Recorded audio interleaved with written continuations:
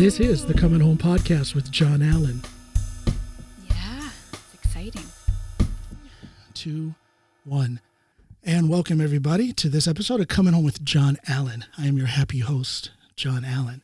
Before we get started with my wonderful guests today, I want to tell you all to remember to go to the episode description. Whether you're watching on YouTube or listening on a podcast platform, you'll see several links, or you can click in and support the work that I do. Also, you can click into my audiobook chapter reading subscription. That sounds exciting, doesn't it? It is exciting. I'm writing a book. I'm putting the chapters up there as I write them. I'm reading them in. You people can listen. Check it out. It's pretty cool. Elizabeth Sturdy. I love your last name. I do too. Sturdy. She's solid, people. She's Absolutely. sturdy. She's focused. Yeah. She has direction. She has ambition. Am I right so far? Yeah.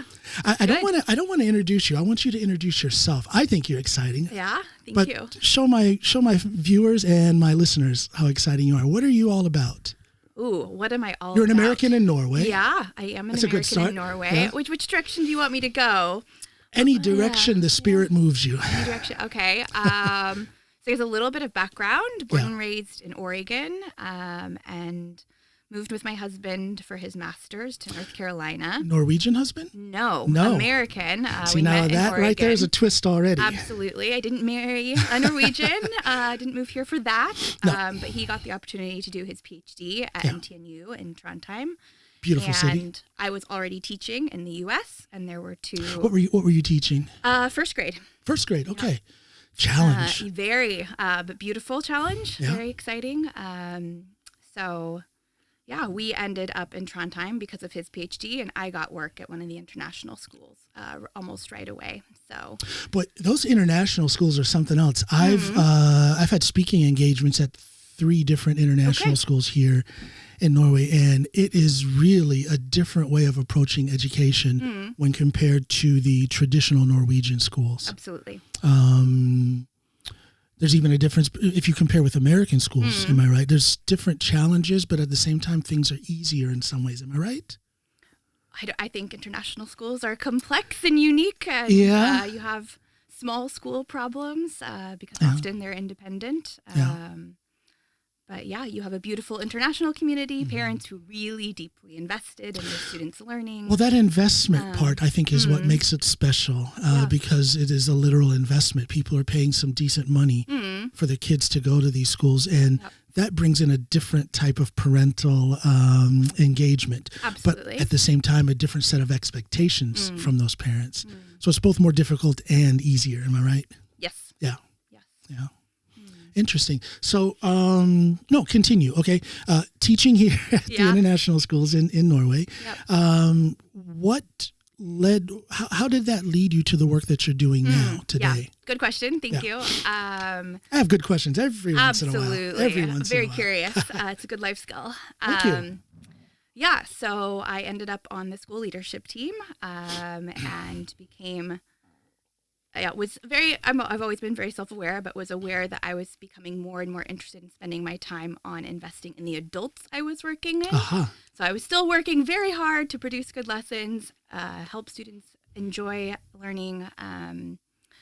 But I have so many tools to help the 6-year-old, the 13-year-old. I don't know how to help my 40-year-old colleague who's stuck, whether that's in their teaching practice, in their general health and well-being. So I became more and more interested in that. We talked about mentorship on the school leadership team, and that led me to pursue reading and then some courses and actually certification in instructional coaching. So did you see a hole in a missing, something that was missing in what was offered to teachers when it comes to mentoring, and you had a desire to fill that hole? I did. You saw an opportunity for your own personal growth. Yes. Yeah. Interesting. Yeah. So that would lead me to think that international schools, as good as they are, as different as they are, they don't quite, we see this in American schools where teachers are kind of left hanging. Yeah. And I don't want to say anything bad about these international schools, but that same problem is there. And I think international school, Norwegian school, American public school, very often, school. it's school, and often teachers are told, do it for the students. We're going to help the students, the students. What's best for the students? But what about the teacher? But in order for me as a teacher, as an educator, to show up for my students, I have to be supported and I have to be given individualized support, professional development. I say it all the time on my show. I say it if I'm coaching somebody. I say that you have to, you're allowed to be selfish. And I say selfish with a smile.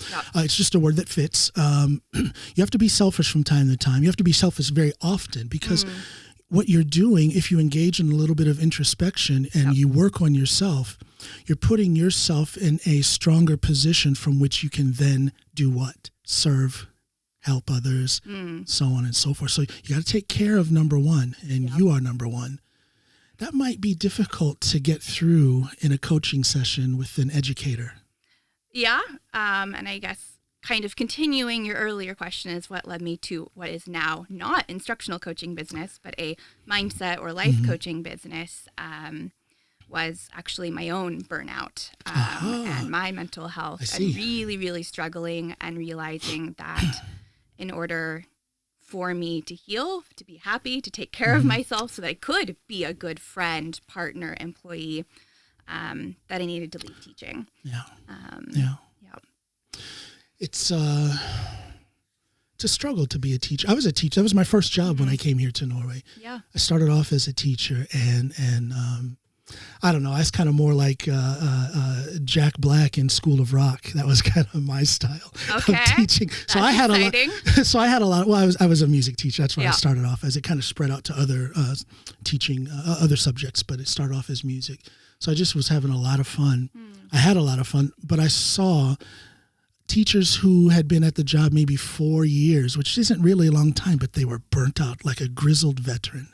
Tired, burnt out, depressed, frustrated. And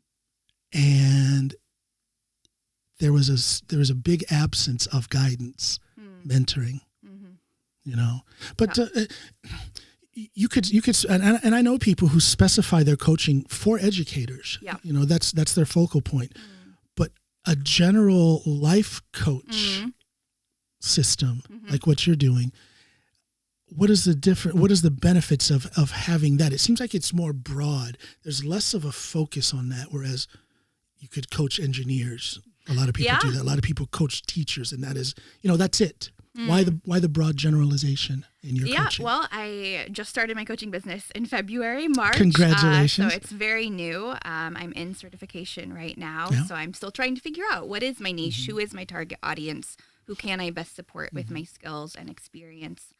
And so my current target audience is internationals in Norway because I've been advertising to anyone, and who's been attracted to me is people who know my story.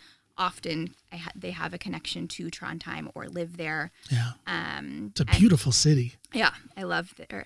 We've been there 8 years. It's a beautiful place. Why was I thinking you were in Norway a lot shorter than 8 years? Okay, 8 years. No. So I taught for 10 years, 3.5 in the States, 6.5 here. Left teaching. So you're something of a veteran then. I thought you were a little fresher than that. No. Yeah. We actually was just telling your wife, we became citizens 2 months ago. So I have to stop you there.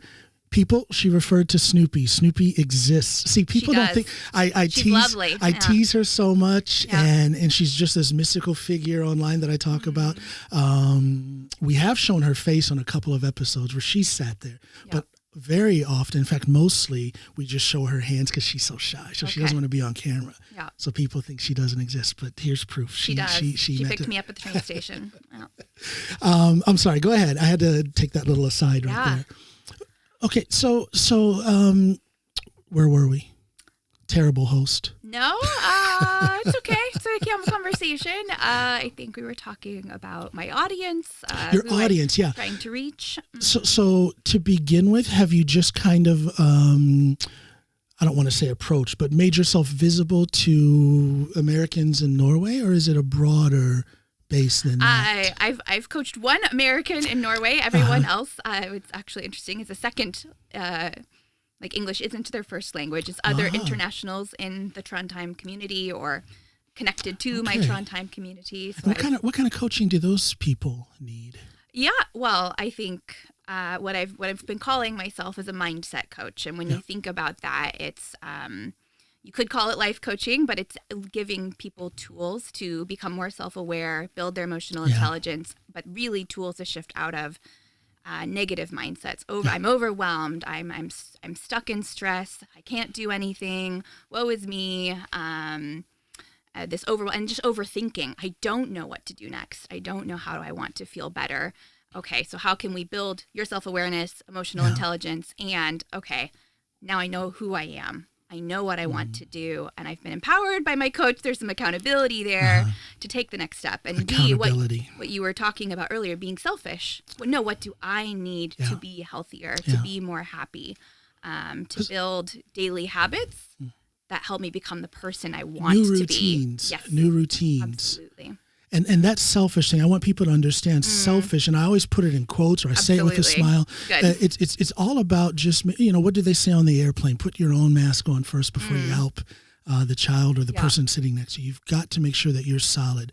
Otherwise, the help that you give, if you are a service-minded person, the help that you give is going to be substandard, and that can lead into this circle of inadequacy. Yeah. You just feel like, I want to help. I am helping. I'm not helping as good as I can. And you just wrap yourself in this circle of self-doubt. Yeah. That's mindset. Yeah. Am I right? If we go back to my teaching career, I've done a lot of work like who are my core values? And I think as a teacher, I had this value of achiever, of being the best. Every child is going to love math. Every child's going to love reading. Every child's going to love me and their parents and my employer and my colleagues. Yeah. And so this people pleaser really got in the way, but this goal of being the best led to some really unhealthy patterns and eventually some serious mental health issues. Can you talk about that a little bit? Because some people may listen to that. Now I'm playing the devil's advocate here. Some people may hear you say that and say, well, what's wrong with striving to be the best? Yeah. How did your desire, possibly a burning desire, because overachievers, they really feel it. Absolutely. this desire to be the best. How did that turn into something that was a detriment to your work? Yeah. So one of the coaching schools that I've been studying with, a program called Positive Intelligence, they talk a lot about, are you making decisions out of love or out of fear? And so if you want to help all of your students from a place of love and self-love, that's beautiful. Yeah. But if it becomes, well, I fear that I'm going to fail this student, and I fear that my employer or this parent or this system won't like me or won't think that I'm good enough, and just making decisions from a place of fear every day, every minute, how over tiring. Time. It's I get tired just hearing that. I feel the weight. So I think it's trying to you absolutely can teach from a place of love, and I think when we talk about that selfish word, again, I would like to maybe use the word boundaries instead, or there needs. I think what is a boundary? It's just acknowledging, I'm a human with needs. Yeah. And often as a teacher, you prioritize the needs of everyone else. Yes. Or you're often asked to prioritize the needs of everyone else. And then no one's asking you, are you okay? How can I support That's you? That's very interesting that you say. I see that in people who I talk about parenting. Yes, absolutely. Same idea. Parents, somewhere along the line, parents started thinking that raising children properly means ignoring yourself almost totally. Ignoring your relationship if you're married or with a partner, parenting, and ignoring your own personal needs. That doesn't work. It doesn't. Well, I mean, you can raise beautiful kids, but what are you doing to yourself? Absolutely. Where are you after 18, 19, 20 years and they move out and now your entire focus in life is gone? What do you do then? So that happens with teachers. That happens with people, period. Yeah, I would say that's just a human problem. Is whether you have a job as an engineer or as a teacher, are you still acknowledging that you are also a human? That you're human with needs, whether that's medical, mental, social, emotional, relationship, and are you trying to make those needs, get those needs met? So why do we need to coach people on these things? Why is this an issue? Why is this something that people? It's almost a common syndrome. what happened in society to where there's such a need for coaches who can help people change their mindset so that they live a better life, which then leads them to being able to assist others? It's a big question. That's a long question. Yeah. In other words, what's wrong with the world? Yeah, many things. Yeah, I guess where my brain went when you asked that question was this idea earlier when I was talking about my hyperachiever or my pleaser. Those are patterns that I picked up at 3, at 8, at 9, at 12. And so very often... Should we pause this and bring in your parents? I'm happy to talk about parts of that. Well, it is true. I talk about this a lot in the work I do. Trauma, childhood trauma. Absolutely. And trauma doesn't have to mean that you witnessed a murder. Trauma can be quite the micro developments, series of micro developments. Am I right? Yeah. And I think all humans at some point, definitely in their teenage years, often earlier, how do I protect myself in this situation? So you build a pattern as a child, as an early teen, that no longer serves you when you're 20, 30, 40, when you're an adult. And you have to unlearn some of those patterns. And sometimes that requires the help of a coach, a therapist, a doctor. What can be done to help people understand that coaching, therapy, and whatnot is okay? Because it still has a stigma. Yeah. No, I mean, I think it goes back to this idea of I have needs. Yeah. I am a human with needs, and that's just part of being human. And if I am really stuck in a place of negativity, whatever that is, it's okay to talk to a friend. Yeah. Or maybe to talk to my doctor, get a referral. Can I look up a coach or therapist? Elizabeth Sturdy. Yeah, absolutely. Sturdy Coaching? Sturdy Coaching. SturdyCoaching.com. It's sturdy-coaching.com. Gotta plug your work. Absolutely. At Sturdy Coaching on Instagram. If we don't do it here, who's going to do it? It's true. It's true. SturdyCoaching.com. Sturdy-coaching.com. And on Instagram and Facebook? At Sturdy Coaching. At Sturdy Coaching. Remember that, people, and check her out and use her. Thank you. Yeah.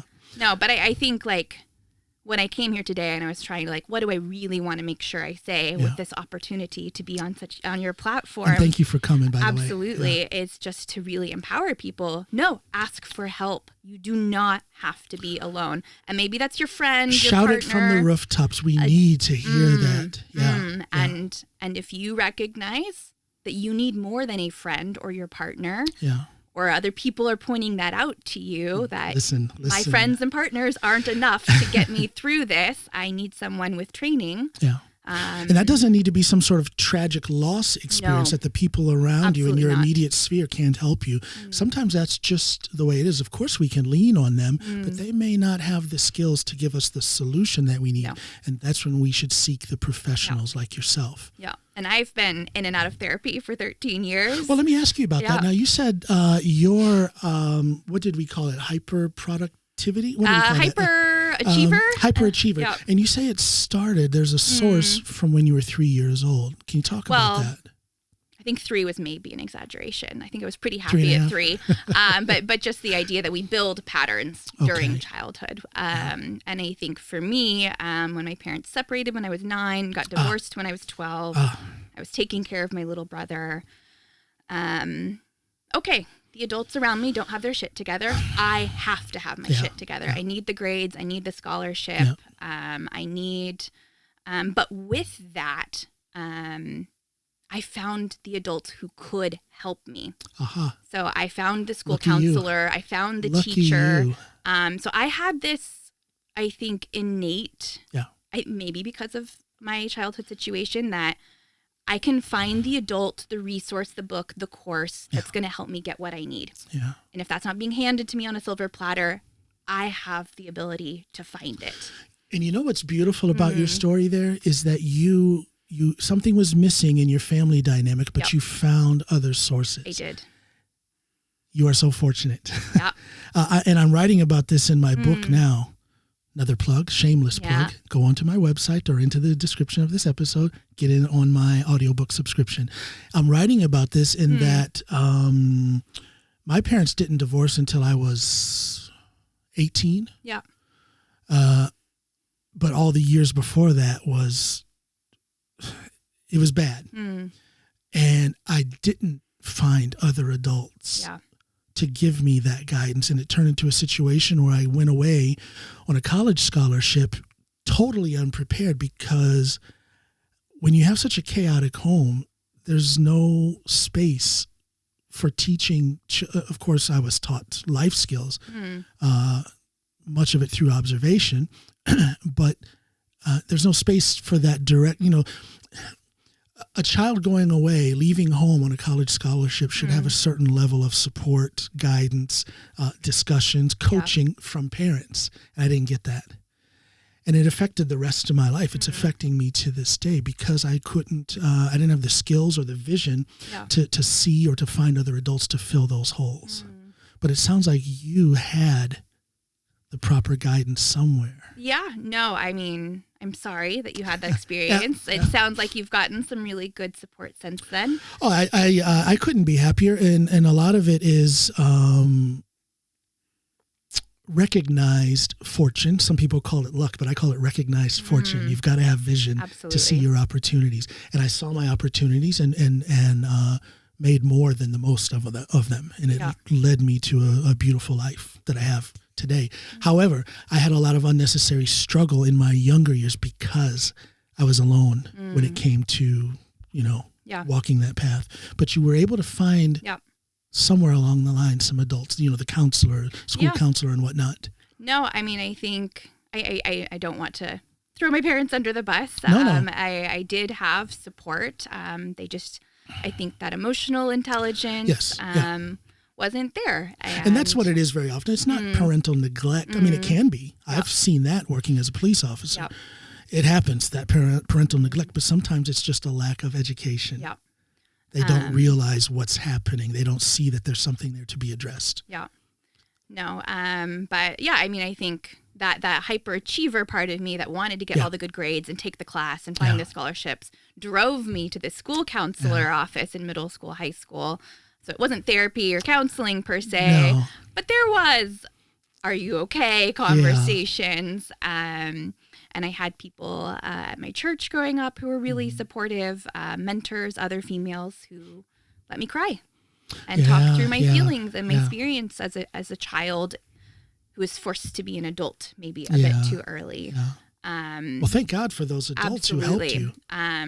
And then I think actually in university, when I met my husband, we were dating and I realized, I have some baggage that I have not dealt with. And if I want this relationship to work, I need to go see a psychologist, a therapist. But again, I have to say, that is quite insightful because, again, many of us who didn't have that type of guidance from our parents, we don't come to those realizations, not at that young age. You're special. Thank you. I'm very self-aware, which is both a blessing and a curse sometimes. Well, let's talk about how that is a curse. Let's talk about how, do you have any fear of a resurgence or a recurrence of your less than healthy focus on achievement and perfection in your work? Because here you are in a relatively new country with a very new line of work, not just a line of work, but it's your own business. And we know, own business, that's a beautiful thing, but it's a heavy thing as well. Can you talk about that? What are you going through these days? No, I love that question. And I'm going to jump back in time to this when achieving was my core value. And then when I went through clinical depression, and then as I was leaving teaching, PTSD, achiever cannot be my number one life priority, my core value, who I am. It has to be wellness. So this is my core value. I bring that into my work. And I think going back to that word selfish, like I'm a human with needs. I try very hard not to work on the weekends. I try very hard to work 8-ish hours a day. I work out every day. I journal most days. This idea of wellness and taking care of myself is number one, Yeah. which is tricky when Sure. you're trying to run a new business, because I could work 80 hours a week like I used to do when I was teaching. Well, I would But guess there's a firm line. and I would guess that you engage in a lot of introspection, a Yes. lot of maybe daily, maybe several times daily introspection, self-evaluation Yep. to make sure, double check that you're doing this work in a healthy fashion Yep. for you. Absolutely. It's so easy to see the effects that you have on clients, but sometimes a little bit harder to see the effects of your work on yourself. Am I right? Or at least it's something you have to be ultra aware of. No, but again, I think I am very self-aware. And what's been tricky, I don't know, like learning to listen to my body. During my 10 years as a teacher, I didn't. No. I went to work sick or not. Like, unless I was really, really sick, you show up. Because you don't want to write lesson plans. You don't want to let the kids down. But isn't that one of the beautiful things about being in Norway, where you can be sick and stay away and you'll be fine? But I still had that pressure from myself and maybe also from the system, but mostly from myself, that I needed to show up. I've been there. And so now... Took me a long time. Took me over 10 years to understand that, hey, this is Norway. I'm allowed to be sick. Yeah. You know, I can slow down. Yeah. And nobody's going to yell at me for it. Yeah. But now being self-employed... A little different. Okay, I don't feel good today. What kind of don't feel good today is this? Am I just stressed out about this new project or this phone call or this workshop? This conversation with John Allen. Yeah, this podcast. And trying to go back to like, okay, I want to be well. I want to take care of myself. But then my top two core values, wellness and courage. Mm-hmm. So when I feel that fear... Yeah. Is it fear? Am I just scared to be recorded in a conversation or to try something You're not new? nervous, are you? A little bit. But I feel this is fun. It's We're very just talking. cozy. Very cozy. And we're talking about something that we love. Absolutely. Helping others, self-awareness. Yeah, we love this stuff. Yeah. But no, I'm still trying to figure out like, what does life-work balance look like as a self-employed person? What does taking care of myself and taking care of my business look like? I'm on that journey, very much at the beginning of that journey. And self-employment is such a scary thing. I mean, it's fun. Yep. You grow from it, but finding that balance at times can be challenging because you have to make money. Yes. I mean, that may not be the end all be all of your business, of your reason for being self-employed, but you have to make money. You have a family or your household to support, and sometimes that can push you, or can it push you into actually working that 10th or 11th hour a little too often at times. Not yet. Not yet. Okay. Yeah. Yeah. Yeah. Yeah. So you're enjoying this ride so far. Absolutely. Now you're down here. You're down south in this area of Norway for a seminar. Was it a? No, I'm doing 2 workshops. I'm sorry. Tomorrow and Wednesday. Tell us about that. Yeah. Where are they? What's it all about? And how can people get involved if they want to? Absolutely. So I offer one-to-one mindset coaching, but then I've also started this fall to offer mental fitness workshops. I have a 2-hour workshop that I've done several times. So the workshop that I'm doing tomorrow is in partnership with Dion at NTNU Gjørvik. And Nice little town. Yeah. It's beautiful up there. I got to do the same workshop at NTNU in Trondheim this last week. And so that workshop is looking at the saboteurs that I mentioned earlier. What are my top negative thinking patterns? How do I get grounded, calm down? How do I recognize what I need and pivot into a more positive mindset, and looking at different tools to help people do that, which I do in one-to-one coaching.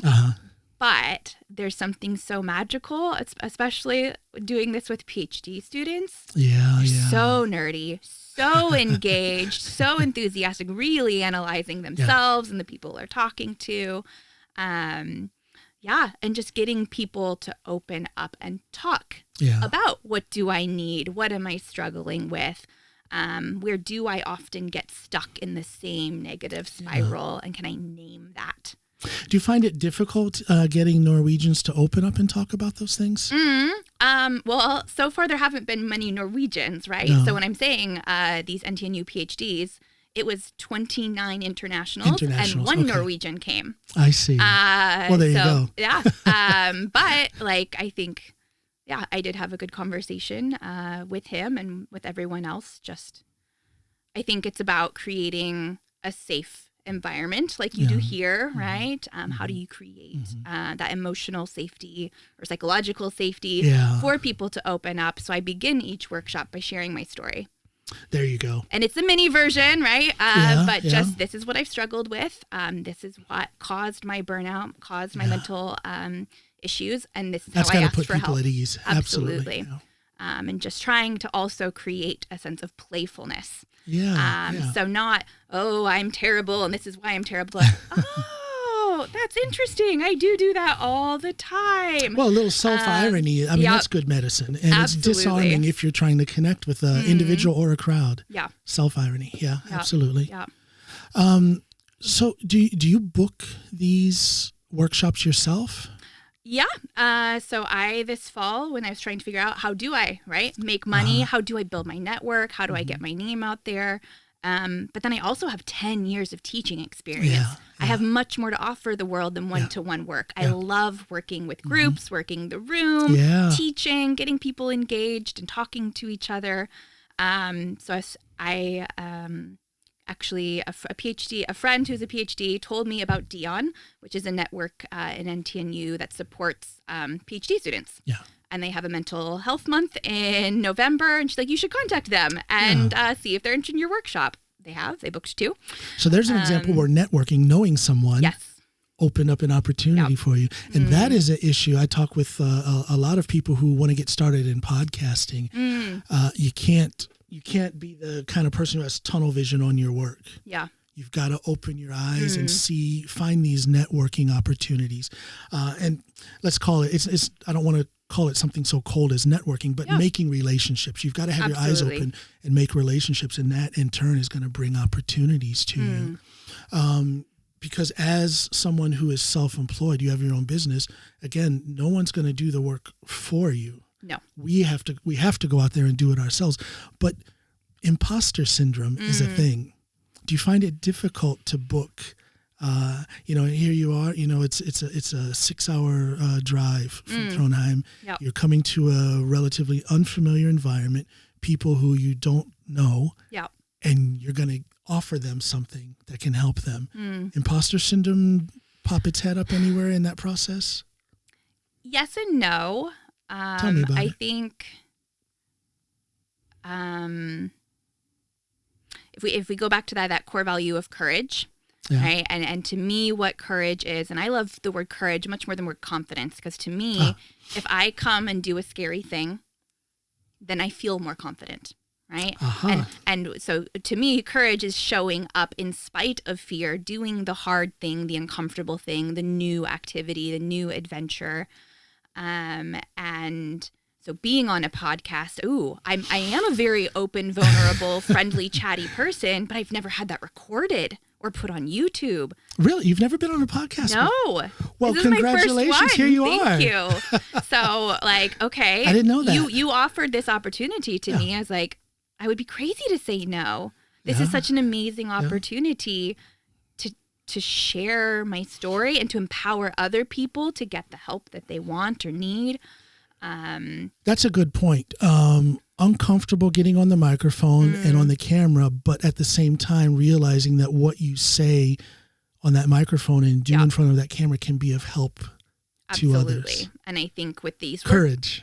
With these workshops, especially the first time I do any new activity. Yeah. So actually the workshop I'm doing on Wednesday is a 6-hour one. So I'm doing some activities I've never done. I've done them with clients, but I've never done them with a group. It might fail, and that will be okay. And I trust enough in my 10 years of teaching experience, my people skills, my coaching skills, that it will be okay. It won't be a complete failure. Is there potential for negative feedback? Absolutely. Sure. But that means I get to learn and grow and make it better. Absolutely. And so I do. And it's kind of exciting. It's very exciting. So I do end every workshop with a survey for feedback. And the last workshop I did, this could have been better, Elizabeth. And so it will be better this week when I do it because that person had the courage to give me that feedback. I tap into that excitement of setting foot on unfamiliar ground. Yes, it can go horribly wrong. A good example is when I'm doing my stand-up comedy. Yeah. I may not even know exactly what I'm going to say. I might have some bullet points about things that I think are kind of funny, and I'll jump into that subject on the microphone. I don't know how it's going to go. It's terrifying. But what's bigger than that terror is the excitement of the potential discovery that I'll make by stepping into that unfamiliar territory. Absolutely. So I would imagine there's that combination of terror but excitement in doing these new types of workshops. Yeah. You don't know how it's going to go. You have an idea, but you don't know. And there's a lot of things that can deviate from that ultimate success, but that's exciting. That's growth. There's growth in there. Absolutely. Am I right? Yeah. No. So tell me a little bit more about what is the difference? I don't think I quite got it. The difference between courage and confidence. Yeah. Well, I think a lot of my clients, and I think most humans, like, I want to be more confident at work, I'm more confident in this relationship. And it's just vague. How do you build confidence? And to me, it's, you have that hard conversation. You make that phone call. You ask the uncomfortable question. Yeah. You show up on the podcast, do the workshop. And when you do that over time, you have the courage to show up in spite of your fear. Your brain learns that you did not die, and you create this feedback loop for yourself. Same with skiing or any new sport, right? Any new outdoor adventure. When you do a hard thing and you survive, you might even enjoy it, learn, grow. Okay, I can do it again. I can do it again. I can do it again. And over time, I think that builds confidence. I see. So courage is when you overcome the fear of the unknown. Confidence comes of having done that. I think so. Okay. Yeah. That's my take on it. I'm sure there's Write other that down in your definitions. dictionaries. Yeah. You having fun here? I am. Isn't it great? Podcasting, and I try to get people to. I could see you were a little nervous, but I try to get people to relax. It's just a conversation, and it's about something that my guest is obviously interested in because it's about them. Yeah. And I have a genuine curiosity for everything I bring my guests in here to talk about. I saw, I think the first place I saw you was on LinkedIn. Yeah. And then I saw you, I saw your Facebook profile. And I just knew there was a story there. Absolutely. You being as young as you are and so new at this kind of work. I'm like, I know there's some challenges there. I know she's doing fine, or she'll be doing even better, but I know there's some challenges in there. And I think that people grow both from telling their challenges, but also they grow from hearing other people's challenges because there's so much similarity. We all lead different lives, but it's in the same world. So I believe that there's a lot of similarity in the struggles that people have. What's your biggest struggle right now? Ooh. Yeah. I mean, I think my biggest struggle right now, I have a lot of people skills, right? I have these teaching skills, these coaching skills. That you do. Yeah. But the long-term planning, the financial planning, the taxes, that's hard. I don't know those things. I don't have a background in that. And I like thinking about doing hard things. I avoided calling the tax office. I had this question about VAT and I just needed to make the phone call and I avoided it for 2 weeks. And then I called and I pushed the button 9. This very nice lady explained it to me in English. And it was fine. Yeah. And now I better understand that part of how I have to run my business. I have found as I get older that it never pays for me because I still struggle from time to time with asking those questions. If there's this piece of information that I don't know what that is, but something I got to just keep pushing this ahead. And it never works. It's never better Nope. for delaying it. Yep. And then I do what has to be done, or, complete the task, or I finally ask the question and the answer might be so simple, and yet it solves so many problems. And it's like, why do we wait? Why did I wait to actually tackle this thing? It's a learning process. It's self-coaching. Absolutely. Self-coaching is a daily thing here. Definitely. Yes. You have booked this workshop. How many participants? This is tomorrow, right? So I have a workshop tomorrow. Yeah. I guess 2 weeks ago it was 30 people, which is very exciting. The groups down here are smaller. So I have, I think, 10 or 15, and then 15 or 20 on Wednesday. A smaller group to travel so far. Yeah. Still worth it. Yes. I mean, they paid me for that travel. So that's good. Okay. That's good. Yeah. And it's just me getting experience and the opportunity to also come down here and see my friend in Oslo. Yeah. You spending the night there in Oslo? So I came down on Saturday. Yeah. So I spent the weekend with a friend in Oslo. What part of Oslo? I don't know. Oslo. There's an address saved in my phone, so I can get back there tonight. And then I'll take the train up to Jadvik for the workshop tomorrow. Yeah. How frightening is it, or how comfortable are you? What are you feeling right now? Because I picture these workshops as and I don't mean to make you nervous, or maybe I do, but I see these workshops as potentially pivoting moments in your career. Am I right? I mean, it is the potential for me to build my network, meet potential new clients. But I think, again, like I'm showing up to provide you new tools, to hopefully empower you, to ask for the help that you need, to help you build insight to yourself. So for me, if I show up and do what I've planned, it is a success.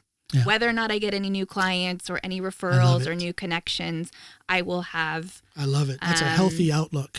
Yeah, and I will have gotten feedback. Yeah. So I can grow, improve my workshop. What did they love? What did they not love? Make it better next time.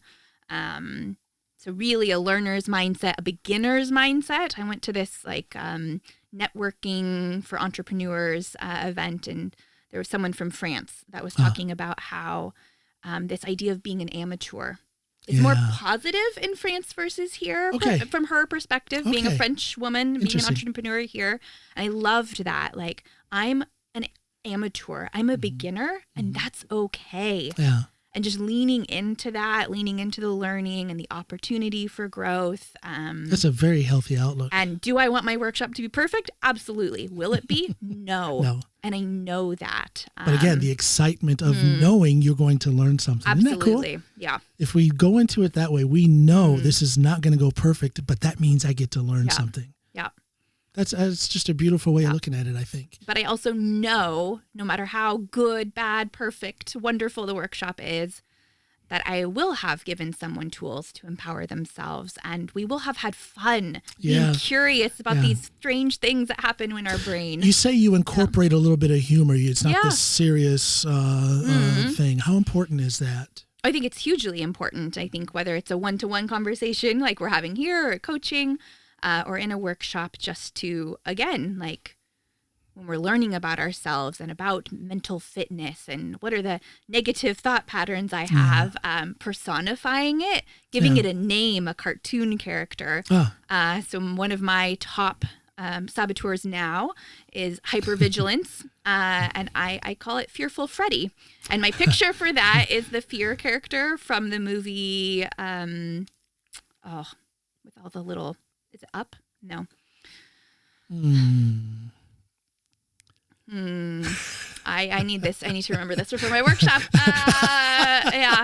No, but it's the movie where they've personified fear, happiness, joy. It's a Pixar film. Anywho. Just like giving that part of you a cartoon character, a name. Yeah. And, hello, Fearful Freddy. Personifying. You're sweating and you're nervous and you don't want to go to this podcast, this workshop. It's going to be okay. Yeah. And just, Well, that's a good tool to get through things. Personifying the problem. Yeah. Give it a name. Give it an image. Yeah. Part of that, my favorite metaphor in coaching, and I use this in my workshop too, is thinking about our brain as a bus. Okay. So, right, you think that it's just John up here, right? Mm-hmm. Whatever John is, or it's just Elizabeth, but really, no. There are many, many characters on our bus, right? Okay. There's this negative thought pattern, right? Yeah. So there's my people pleaser, my hyperachiever, my hypervigilance. Mm-hmm. They're on the bus. They are a part of my brain. They have been since childhood. They're never going to be off of my bus, but I don't want them to drive my bus. Right? They can be there. They can speak up and say, this is scary, or you should do better, or whatever it is. But they don't get to drive my bus anymore. Right. And I've really worked on that. And then who do I want to bring on to my bus, right? The more playful side, my future self, my inner child, and just really giving those characters names. So I do this work with my clients, and I've done this work with my coach of personifying that. And then when I'm in a negative spiral, which character is speaking up? Right. How do I pivot? And I have tools to get grounded. And then, okay, who do I want to drive the bus today? That's very important. That whole thing about recognizing what is what voice. I don't want us to sound like schizophrenics, but what is it that's manifesting itself, and where did that come from? Exactly. And having that. Again, this whole thing with continuous introspection, it puts you in touch with all that stuff so that it's easily recognizable. Yep. And when you recognize it, it's a little bit easier to deal with it. Absolutely. Yep. No, and when working with clients, and actually the first thing we do in the workshop is like, there's an assessment I actually have everybody take. So it's 50 questions, and it gives you, who are your top 3 saboteurs? Okay. And then, okay, now you know that. And can you, as you go through the next week, month, year, get better at, this part of me is speaking.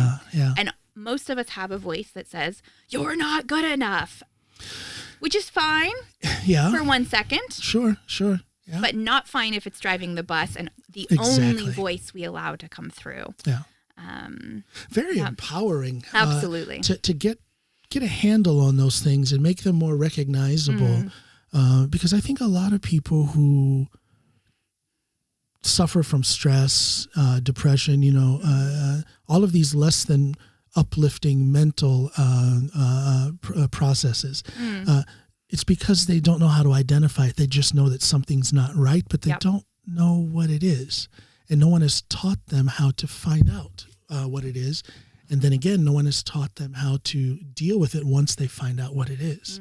So people just go around in this state of helplessness, perceived helplessness. Absolutely. They don't know that they don't have to be helpless in the face of what they're struggling with. And that's where good coaches come in. Absolutely. And going back to that, what we've been talking about, like, no, you can get help. Yeah. And maybe you don't know what help you need. So you talk to a friend, or you find a coach, a therapist, and you talk it out. What's your 5-year goal as a coach? Where are you? Who are you in 5 years? Oh, in 5 years? Well, I'm certified. I have, this is work I need to do, and I haven't done yet. So I'm very much like in the day, the week, the month. But I would love to have more of an online presence, like take some of this in-person work, build courses, get that online so it's accessible, whether or not I can take YouTube the bus. Channel? Maybe. Yeah. There are some excellent coaches to be found on YouTube, they put out these, these weekly 10-minute videos, and then on the back end of that, or what would that be? On the front end of that, they might have a course, an online course. Yeah. And these little 10-minute videos are pushing that course. Yeah. So building courses, YouTube, getting my, what I do in person online, so it's more accessible to a wider audience or to people who can't meet in person. Do you understand the whole YouTube and Facebook ads thing? Have you used? No. It's quite helpful, but for me, it is impossible to understand the mechanics of. But those coaches and those course builders who can manage that whole thing with the ads thing, because it's not a question of how good you are as a coach. It's a question of how many people. Of course, you have to be a good coach, but that's not what holds a lot of coaches back. What holds a lot of coaches back is the advertising part, being seen, being heard. Yeah. How do people find out who you are and what you're offering? And very often it boils down to how good one is with these online algorithms. And you know, I don't understand these algorithm things. There's so much crap content out there being seen by millions, and then the good stuff is hidden in the forest. You're never going to see it. And it comes down to these ads. Yeah. And the ads come down to money. You got to pay. Oh. Yeah. No, I haven't done that yet. Everything's organic. I'm meeting my clients through my network. And isn't that the best? It's what's best for now. Well, if you can build it, excuse me, if you can build it organically, and you're not dependent on these algorithms, well, then you know you're going to have better continuity in your income and your number of contacts and whatnot. Yeah. And I talk about this because I lost almost 8,000 contacts because I got hacked on Facebook and Instagram and lost my accounts. Yeah. Gone. Overnight, literally. And, you know, I'm building back up, and some of those people were people who I actually worked with and had contact with. So, you know, I got them back. But that online recognition thing, unfortunately, is quite important when it comes to growth. And I say unfortunately because there's a certain, I don't know, maybe it's my age, I don't know what it is, but there's a certain distaste to having to navigate through algorithms and whatnot and pay for Facebook ads and. Yeah. No, I love. But that's not a thing for you now? Well, you're not. I love being on Instagram. I love posting pictures of Norwegian nature on my private Instagram. And so then when I started this business this spring, I'm like, okay, I'm going to figure out how to put mental fitness, self-compassion. Yeah. How do I get this message out through a reel, through a carousel post? And I've really just played with it. Yeah. And I've had a lot of fun. Have I gotten clients from it yet? No. But I do have people who thank me for that work, for that little reminder that I matter. My needs are important. And it feels good to get that feedback, does it not? Absolutely. And that's the type of feedback that you don't get if you're trying to hack an algorithm. You know, this is the organic thing where you really feel it. Yeah.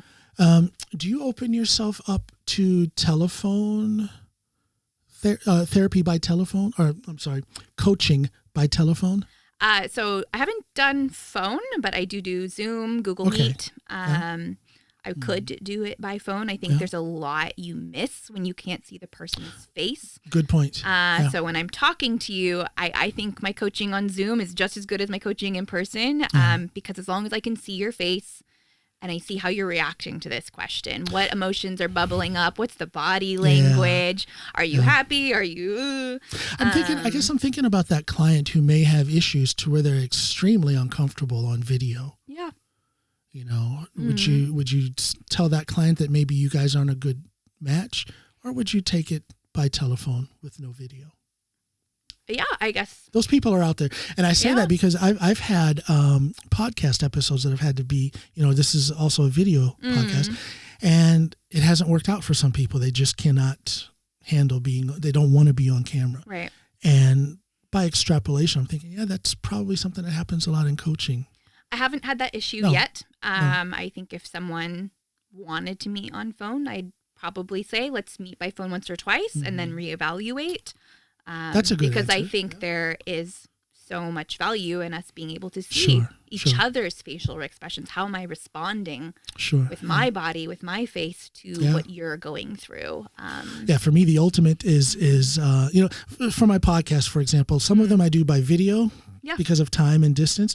But my absolute favorite episodes are when someone is sitting right here. You know, you've got the eye contact, the body language, the hand gestures and whatnot, and more connection, the better. Absolutely. Same thing with coaching.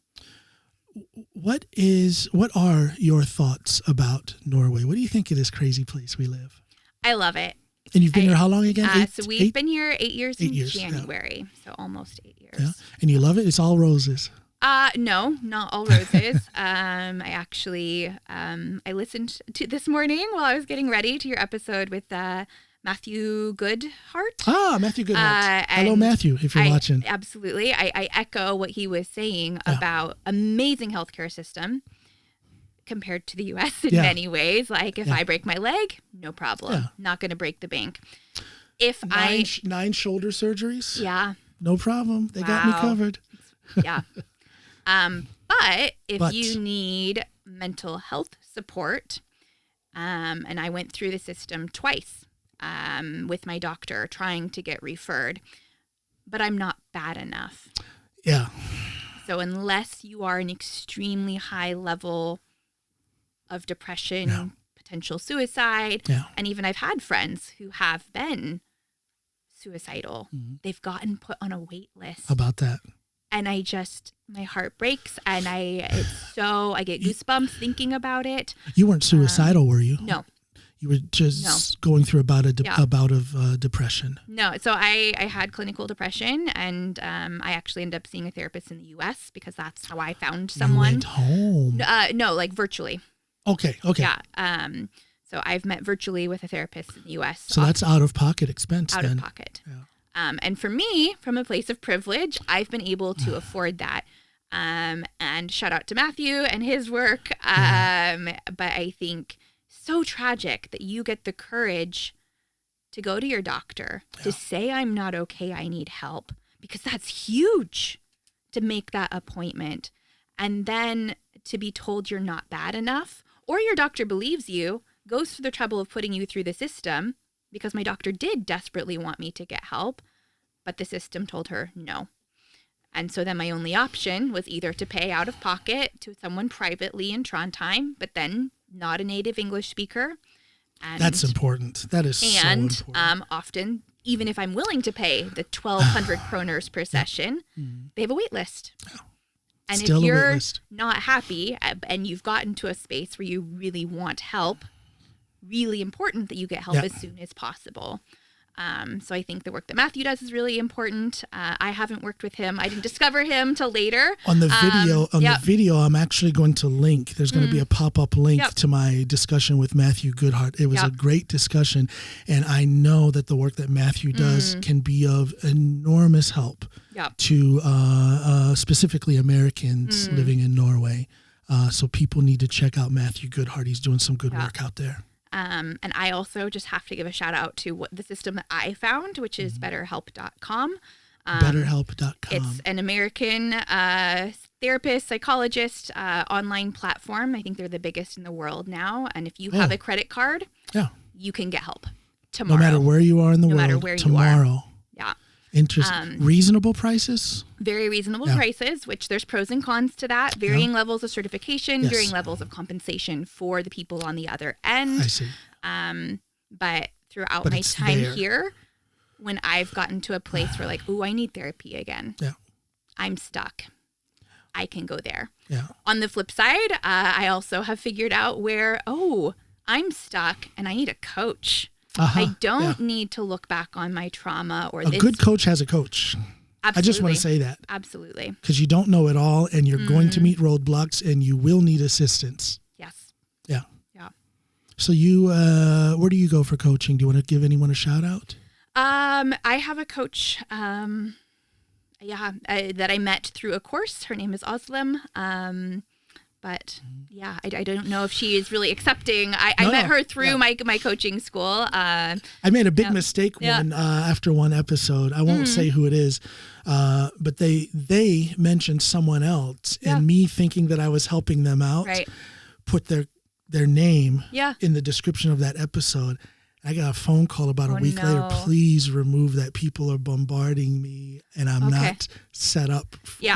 So we want to be careful about who we. My coach is wonderful, but I think I connected with her in a course. We had a really good connection, and it's actually a part of my coaching certification. I have to be coached once a month.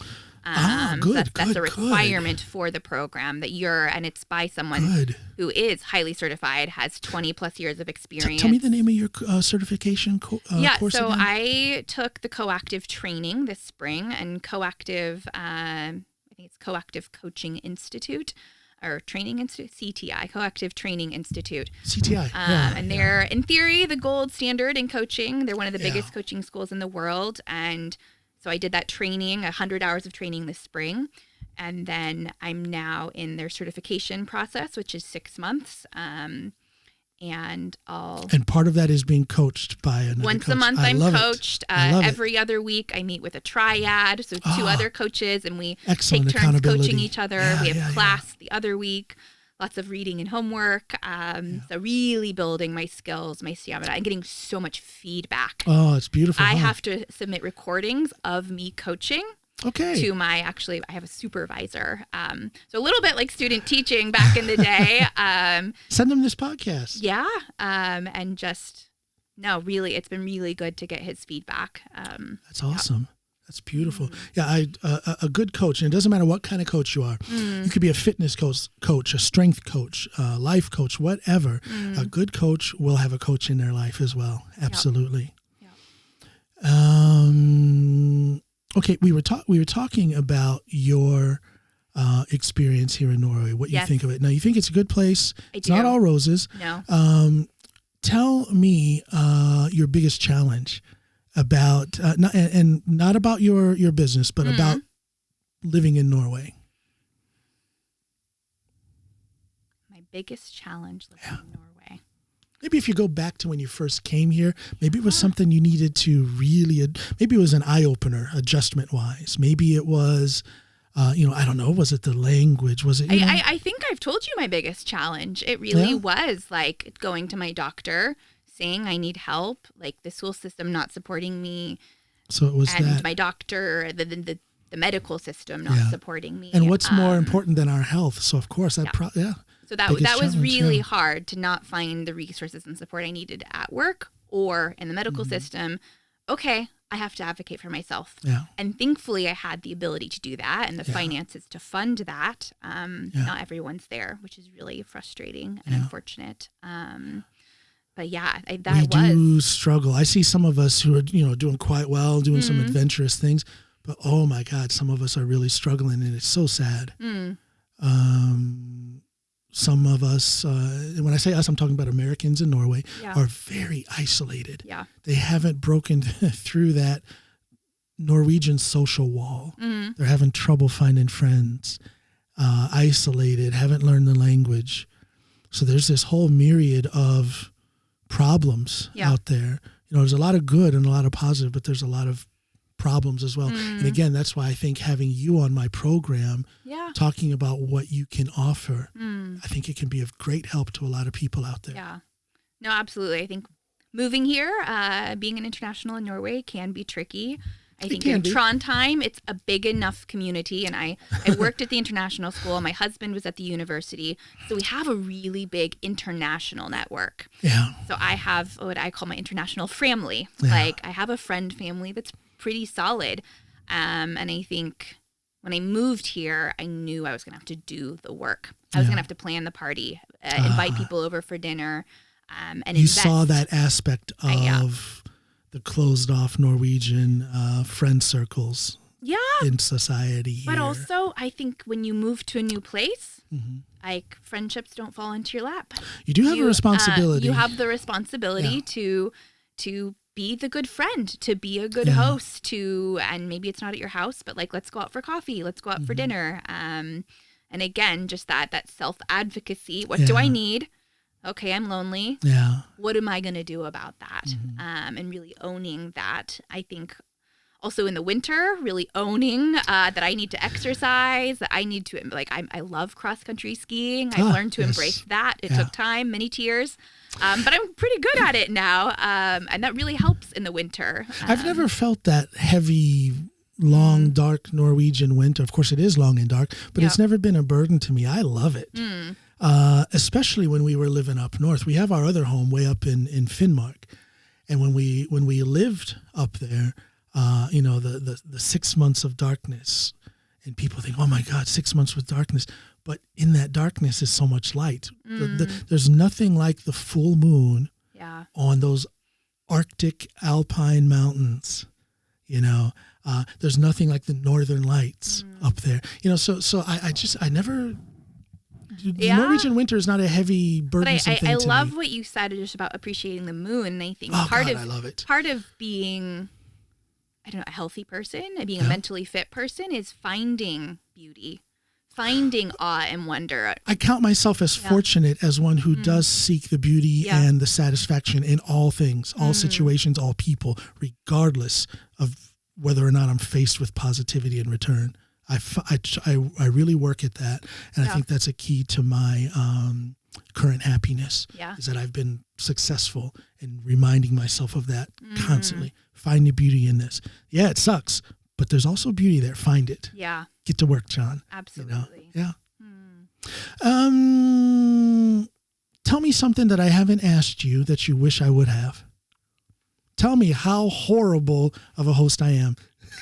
Ooh, what have I not don't think you're horrible. I'm just looking at my notes. I think, She came with notes, people. I did. No, this has been a joy. I love your curiosity and your questions. Well, thank you. Thank you. I'm definitely a curious person. It's what drives my podcast at the moment. It started off as this search for a new inspiration. Yeah. I had lost my son to a heroin overdose, and my beautiful wife, Snoopy, who exists, she does, told me to find something to stimulate my curiosity again, find something to find new inspiration and motivation. And it was doing this show because I get to talk to people like you. Yeah. It has been incredibly giving, recording after recording for the last 2.5 years. Good Lord, I have 190. I think I've released 195 episodes, but I have 200 in the box now. You're number 200, actually. Okay. And that's 200 conversations that have lifted me up. Yeah. So what can I say? I'm quite the fortunate guy, and I thank you for being part of my fortune, because you are. Thank you so much for being here. Thank you. Tell us again, as we wind this up, where can people reach you? Where's the best place for them to reach you? Yeah. So sturdy-coaching.com. You have all my social medias are linked there: Facebook, Instagram, LinkedIn. That's the easiest spot. Perfect. Is there something there where people can contact you directly if they want to book you for a seminar, for a workshop? Yeah. I think it's the third or fourth tab over. It says My Services, and you can directly get a link to my calendar. If you're interested in coaching, you can go into Calendly, find a half hour where we're both available. We can meet in person if you're in Trondheim, or online if you're anywhere else. But there's also the same link to book workshops to set up a collaborative conversation. Perfect. Websites are powerful, aren't they? They are. Absolutely. It's the gateway into us. Let me ask you, I'd like to ask you two favors. Okay? I put people to work when they come here. First, I'm going to say 3 words, and I'd like you to complete the sentence. Okay? Elizabeth Sturdy is.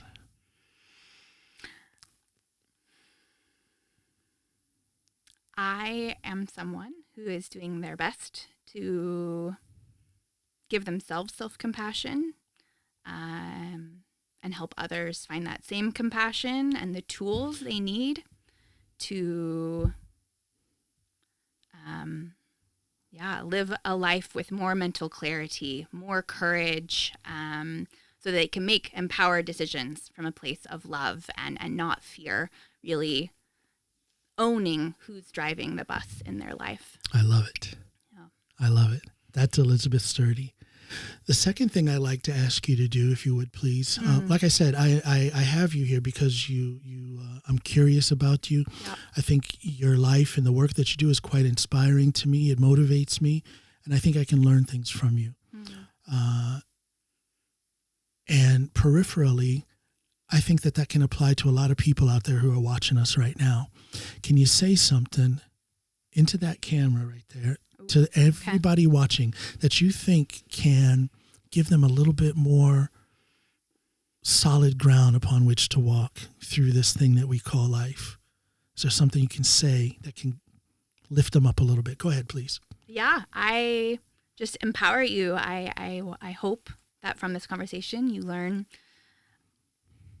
the power of giving yourself self-compassion, of being in touch with who am I, what do I need, and that's not selfish.